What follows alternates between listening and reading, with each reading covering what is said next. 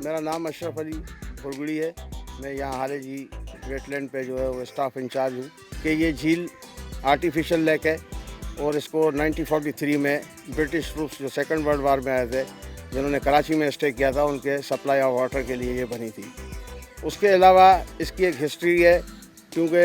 1982 में Prince Duke of Edinburgh ने इसका इफ्तिताह किया था और 1969 में इसको रामसर साइट करार दिया है और ये सिंध की रामसर साइट्स की चंद जो वेटलैंड्स हैं उनमें से एक है। जो वाया है चारों तरफ से वो तकरीबन 18 किलोमीटर है। 1700 एकड़ पर ये मुश्तमिल है और इसकी डेप्थ 17 से लेके 23 फुट तक है और इसमें तकरीबन जो है वो 500 प्लस जो है ना वो क्रोकोडाइल्स भी हैं, जो कि अंदर उनकी अफजाइश नस्ल हो रही है और वो अपना नेचुरली जो है ना बिल्कुल आराम से ज़िंदगी गुजार रहे हैं। कई सालों तक इसी झील का पानी कराची को सप्लाई करते रहे और अभी इसकी सप्लाई ऑफ वाटर कराची के लिए बंद है,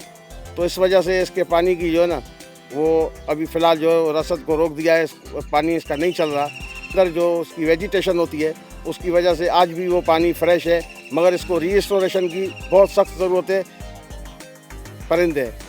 जैसे उन सब की हिफाजत गाह है और उन सबको प्रोटेक्शन है। यहाँ पे किसी किस्म की नेटिंग यहाँ नहीं हो सकती, किसी किस्म की ट्रैपिंग यहाँ नहीं हो सकती। और उसके अलावा जो विंटर सीज़न में माइग्रेटरी बर्ड्स आते हैं उनकी भी एक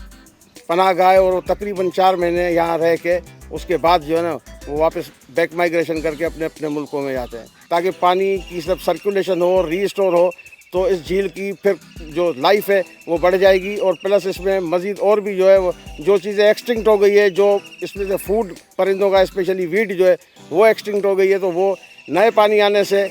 मछली का बीज भी बढ़ेगा और वो वीट भी बढ़ेगी इसमें।